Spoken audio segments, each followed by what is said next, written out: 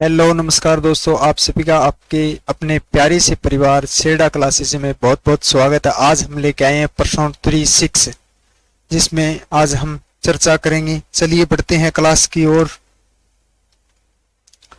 आज की क्लास का पहला क्वेश्चन है, हीनयान और महायान किस धर्म से संबंधित है? यह बौद्ध धर्म से संबंधित है। सबसे पहले बता दें, बौद्ध धर्म जो गौतम बुद्ध द्वारा चलाया गया था, गौतम बुद्ध का जो जन्म है वो 563 ईस्वी में हुआ था। 563 ईस्वी में इनका जन्म हुआ था और मृत्यु है वो 483 ईस्वी पूर्व में इनकी मृत्यु होगी। मृत्यु होने के बाद बौद्ध धर्म जो है वो दो भागों में बंट गया, पहला हीनयान और दूसरा महायान। दो भागों में बुद्ध धर्म क्या है बंट गया। और जो हीनयान के जो लोग थे, धर्म के जो लोग थे, वो गौतम बुद्ध को एक महापुरुष के रूप में मानते थे। और महायान जो महायान के जो लोग थे वो गौतम बुद्ध को मानते थे एक महापुरुष, एक ईश्वर का अवतार, भगवान का रूप मानकर इनकी पूजा करते थे, इनकी मूर्ति की पूजा करते थे। तो हीनयान और महायान है वो बुद्ध धर्म से संबंधित है। इनका जन्म जो है 563 ईस्वी में हुआ था, मृत्यु है वो 483 ईस्वी में हुआ था। 80 वर्ष क्या है 80 वर्ष के बाद इनकी क्या है मृत्यु हो गई थी। उसके बाद दो भागों में बंटा था। आगे चलिए, दूसरा क्वेश्चन है, राज्यों का एकीकरण किसने किया? भारत के जो राज्य हैं उनका एकीकरण किसने किया? आप सबको को पता है, इतिहास में 562 रियासतें थी। 562 रियासतों को एक इकट्ठा करना या एकीकरण करने का जो कार्य किया था वो सरदार पटेल ने किया था। किसने किया था? सरदार पटेल ने किया था। और यह ध्यान रखें, सरदार पटेल ने जो इनका एकीकरण किया था, इस कारण इनकी जयंती पर एक दिवस मनाया जाता है, वो है एकता दिवस। एकता दिवस है वो 31 अक्टूबर को मनाया जाता है। एकता दिवस है वो 31 अक्टूबर को बनाया जाता है। और साथ साथ में यह भी ध्यान रखें, सरदार पटेल जो थे वो भारत के प्रथम उप प्रधानमंत्री और भारत के पहले गृह मंत्री थे। क्या थे? गृह मंत्री। वह पहले उप प्रधानमंत्री जो थे वो सरदार पटेल थे। आगे चलिए, क्वेश्चन नंबर 3 है, भारत में स्वदेशी आंदोलन कब प्रारंभ हुआ? भारत में जो स्वदेशी जो आंदोलन है वो प्रारंभ हुआ था बंगाल विभाजन के बाद। कब हुआ था? बंगाल विभाजन के बाद। और बंगाल विभाजन है वो 1905 में हुआ था। भारत में स्वदेशी आंदोलन है वो कोलकाता से प्रारंभ हुआ। कहां से? कोलकाता से। कोलकाता से प्रारंभ हुआ था, कोलकाता के टाउन हॉल से प्रारंभ हुआ था। और ये बंगाल विभाजन के फैसले के बाद ये प्रारंभ हुआ था भारत में स्वदेशी आंदोलन। देखिए आगे, अगला है, पेरियर अभ्यारण्य किस राज्य में स्थित है? पेरियर अभ्यारण्य किस लिए प्रसिद्ध है? तो पेरियर जो अभ्यारण्य है वो हाथियों के लिए प्रसिद्ध है। किसके लिए? हाथियों के लिए प्रसिद्ध है। राइट आंसर इसका सी होगा। और राज्य भी ध्यान रखें, जो पेरियर अभ्यारण्य राज्य है वो केरल राज्य में स्थित है। कहाँ स्थित है? केरल राज्य के पश्चिम तट पर स्थित है और यह हाथियों के लिए प्रसिद्ध है। आगे देखिए, क्वेश्चन नंबर 6 है, थॉमस कप किस खेल से संबंधित है? थॉमस कप जो ट्रॉफी है वो किस खेल से संबंधित है? तो बैडमिंटन खेल से संबंधित है। किससे संबंधित है? बैडमिंटन खेल से संबंधित है। आगे देखिए, क्वेश्चन नंबर 7 है, तारापुर परमाणु ऊर्जा स्टेशन किस राज्य में है? तारापुर जो परमाणु ऊर्जा जो स्टेशन है वो किस राज्य में है? तो वो महाराष्ट्र राज्य में स्थित है। कहाँ स्थित है? महाराष्ट्र राज्य में स्थित है। और यह भारत का प्रथम परमाणु ऊर्जा स्टेशन था। भारत का जो है वो पहला परमाणु ऊर्जा स्टेशन जो था वो तारापुर था। और तारापुर कहाँ है? ये महाराष्ट्र में स्थित है, भारत की। आगे देखिए, क्वेश्चन नंबर 8 है, सार्क में कितने देश शामिल हैं? सार्क जो संगठन है वो दक्षिणी जो एशियाई है उसके देशों का संगठन बनाया गया, जिसमें शांति और एक अच्छी प्रगति के लिए संगठन बनाया गया था। और इसकी शुरुआत जो है वो 1985 में हुई थी। इसकी शुरुआत 1985 में हुई थी। और इसका मुख्यालय है वो काठमांडू। नेपाल में स्थित है। कहाँ स्थित है? काठमांडू नेपाल में स्थित है। और इसकी स्थापना है वो 1885 में की गई थी। और इसमें देश जो है वो देखिए 8 हैं। लेकिन जब इसकी स्थापना हुई थी उस समय देश कितने थे? 7 थे। अब कितने? 8 हैं। देखिए, पहला देश भारत, पाक, नेपाल, भूटान, बांग्लादेश और श्रीलंका। ये देश जब इसकी स्थापना हुई उस समय ये 7 देश थे। उसके बाद 2007 में एक सभा का गठन हुआ जिसमें इस देश में इस संगठन में अफगानिस्तान को और सम्मिलित किया गया। अफगानिस्तान देश को क्या है इसमें शामिल किया गया। तो हम बोल सकते हैं कि सार्क संगठन में नवीनतम देश सम्मिलित होने वाला कौन सा था? अफगानिस्तान था। और अफगानिस्तान को मिलाकर कितने देश हो गए? 8। तो इसका राइट आंसर 8 होगा। स्थापना हुई उस समय 7 देश थे और अब जो वर्तमान में है वो 8 देश हैं। और इसकी स्थापना जो है 1885 में हुई थी और इसका मुख्यालय काठमांडू नेपाल में स्थित है। चलिए आगे, अगला क्वेश्चन है 9वां, स्वर्णीय चतुर्भुज योजना किससे जुड़ी हुई है?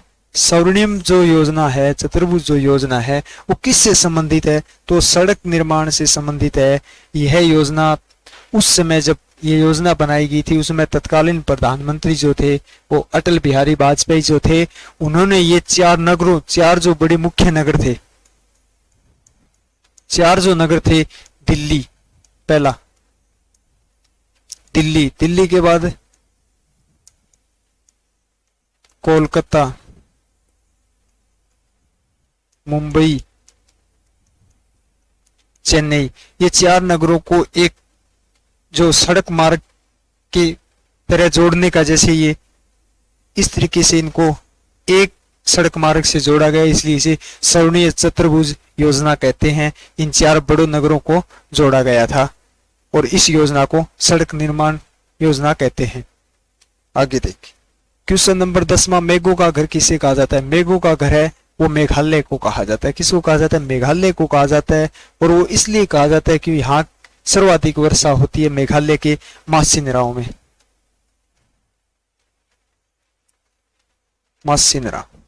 मासिनराम में सर्वाधिक वर्षा होती है, इसलिए इसे मेघों का घर कहा जाता है। और भारत की नहीं, विश्व की सर्वाधिक वर्षा है वो मेघालय में होती है, क्योंकि बंगाल की खाड़ी के तट पे स्थित होने के कारण यहाँ क्या नमी सर्वाधिक रहती है और नमी के कारण यहाँ सर्वाधिक वर्षा होती है।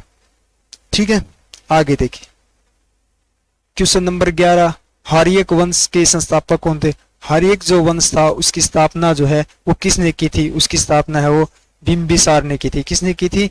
बिंबिसार ने की थी। और यह भी ध्यान रखिए, ने अपनी राजधानी बनाई जो थी, राजधानी है वो राजगृह, या इसका प्राचीन नाम था गिरिव्रज। कहा बनाई? गिरिव्रज या राजगृह जानते हैं। और प्राचीन जो नाम था इसका गिरिव्रज था, जिसने हौर्य वंश की स्थापना बिंबिसार ने की थी और अपनी जो राजधानी बनाई थी वो राजगृह बनाई थी। और ये राजगृह बिहार में स्थित है। चलिए आगे, क्वेश्चन नंबर 12, उच्च सदन की अध्यक्षता कौन करता है? उच्च सदन जो होता है उसकी अध्यक्षता जो को करता है वो है उपराष्ट्रपति करता है। और उच्च सदन जो है वो राज्यसभा को कहा जाता है। किसको कहा जाता है? राज्यसभा को। राज्यसभा को उच्च सदन कहा जाता है और लोकसभा को निम्न सदन कहा जाता है। निम्न सदन जो है लोकसभा को कहा जाता है। राज्यसभा एक स्थायी सदन है, लोकसभा एक अस्थायी सदन है। राज्यसभा को कभी भंग नहीं किया जा सकता और लोकसभा को भंग किया जा सकता है, इसलिए इसे निम्न सदन जो है लोकसभा है और उच्च सदन जो है राज्यसभा है। और इसकी सभा अध्यक्षता जो करता है वो उपराष्ट्रपति करता है। आगे देखिए, क्वेश्चन नंबर 13 है, विश्व पर्यावरण दिवस कब मनाया जाता है? विश्व पर्यावरण दिवस है वो 5 जून को मनाया जाता है।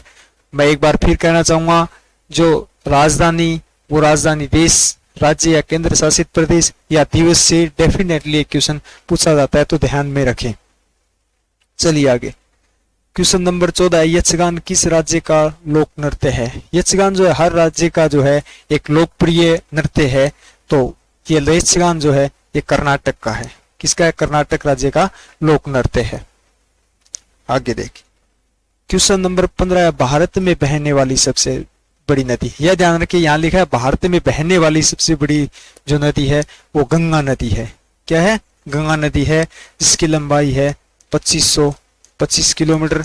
और बता दें जो ब्रह्मपुत्र जो नदी है उसकी लंबाई 2900 किलोमीटर, लेकिन वो भारत में नहीं बहती, उसकी लंबाई जो है भारत में कम है। और गंगा जो नदी है इसकी भारत में सर्वाधिक लंबाई है, इसलिए इसे भारत में बहने वाली सबसे बड़ी नदी कहा जाता है। और ये सब आप सबको पता ही है, गंगा नदी को भारत की राष्ट्रीय नदी कहा जाता है। चलिए आगे क्वेश्चन नंबर 16 है, संवेग की धारणा किसने दी? जो संवेग की धारणा, जो संवेग की जो परिभाषा है वो न्यूटन ने दी थी। किसने दी थी? न्यूटन ने दी थी। चलिए आगे क्वेश्चन नंबर 17, पृथ्वी की आयु का आकलन किया जाता है। पृथ्वी की जो आयु का जो है, जो आयु का जो पता लगाया गया, पता लगाया जा सकता है कि कितने वर्ष है, तो यूरेनियम डेटिंग द्वारा लगाया जाता है। किसे? यूरेनियम डेटिंग द्वारा लगाया जाता है। और यह ध्यान रखिए, जो जीवों की जो आयु का अध्ययन किया जाता है वो किया जाता है कार्बन डेटिंग, जिसे हम बोलते हैं C14 या कार्बन 14 द्वारा पता लगाया जाता है। और पृथ्वी की आयु का जो आकलन है वो यूरेनियम डेटिंग द्वारा किया जाता है। चलिए आगे क्वेश्चन नंबर 18, किस ग्रंथि को मास्टर ग्लैंड ग्रंथि कहते हैं? मास्टर ग्लैंड ग्रंथि है वो पीयूष ग्रंथि को कहते हैं। किसको कहते हैं? पीयूष ग्रंथि को कहते हैं। और यह सबसे छोटी ग्रंथि है और यह मस्तिष्क में पाई जाती है।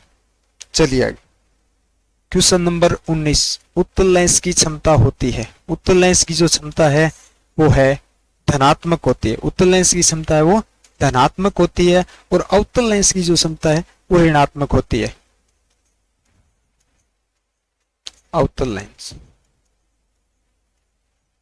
अवतल लेंस की जो क्षमता है वो ऋणात्मक और उत्तल लेंस की जो क्षमता है वो धनात्मक होती है। और यह भी ध्यान रखें, उत्तल लेंस को अभिसारी लेंस कहते हैं। अपसारी जो लेंस है वो उत्तल लेंस को कहते हैं और अपसारी जो लेंस है वो अवतल लेंस को कहते हैं। अपसारी, अपसारी लेंस है वो उत्तल लेंस, अवतल लेंस को कहते हैं। और अभिसारी लेंस है वो उत्तल लेंस को कहते हैं। उत्तल लेंस की जो क्षमता होती है वो धनात्मक होती है और अवतल लेंस की जो क्षमता होती है वो ऋणात्मक होती है। चलिए आगे क्वेश्चन नंबर 20 है, नाभिक की खोज किसने की? नाभिक की खोज जो है वो रदरफोर्ड ने की थी। किसने की थी? रदरफोर्ड ने की। और यह भी ध्यान रखिए 1911 में की थी। 1911 में की थी नाभिक की खोज। अगला, कैंसर के उपचार में प्रयोग किया जाता है। कैंसर का जो उपचार है उसमें किसका प्रयोग किया जाता है? तो उसका प्रयोग है वो कोबाल्ट 60 का प्रयोग किया जाता है। चलिए आगे क्वेश्चन नंबर 22, लाल लिटमस को नीला करता है। लाल जो लिटमस होता है उसको जो नीला करता है वो करता है क्षार। और इसी को हम उल्टा करेंगे, नीले लिटमस पत्र को लाल जो करता है वो करता है हमारा अम्ल। ये ध्यान रखिए, कन्फ्यूजन करता है काफी और काफी बार पूछा गया क्वेश्चन है ये। चलिए क्वेश्चन नंबर 23 है, परमाणु भट्टी में मंदक के रूप में प्रयोग होता है। परमाणु भट्टी में जो मंदक के रूप में जो प्रयोग किया जाता है वो किया जाता है भारी जल का। किसका किया जाता है? भारी जल का। और साथ साथ में यह भी ध्यान रखें, ग्रेफाइट का भी प्रयोग किया जाता है। परमाणु भट्टी में मंदक के रूप में भारी जल और ग्रेफाइट दोनों का उपयोग किया जाता है। कई बार ऑप्शन में भारी जल ना मिले तो ग्रेफाइट मिलेगा, तो राइट आंसर ग्रेफाइट होगा। दोनों का प्रयोग किया जाता है। चलिए आगे क्वेश्चन नंबर 24 है, वायु एक है। वायु जो है वो क्या है? यौगिक है या मिश्रण? तो वायु एक मिश्रण है। ये आप सबको पता है, हमारे वायुमंडल में hydrogen, oxygen, carbon dioxide in सब का मिश्रण है, तो वायु एक मिश्रण है। आज की क्लास का लास्ट क्वेश्चन है, मानव शरीर में यूरिया की अधिकतम मात्रा पाई जाती है। मानव शरीर में यूरिया की जो मात्रा है वो सर्वाधिक जो मात्रा है वो कहाँ पाई जाती है? तो वो मूत्र में पाई जाती है। ऑप्शन डी इसका राइट होगा। तो आपका हमारी वीडियो देखने के लिए बहुत बहुत धन्यवाद। अगर आपने अभी तक हमारे सेडा क्लासेस ऐप को डाउनलोड नहीं किया है तो वीडियो की डिस्क्रिप्शन में लिंक दिया है, अभी डाउनलोड करें। मिलते हैं अगली वीडियो के साथ। जय हिंद, जय भारत।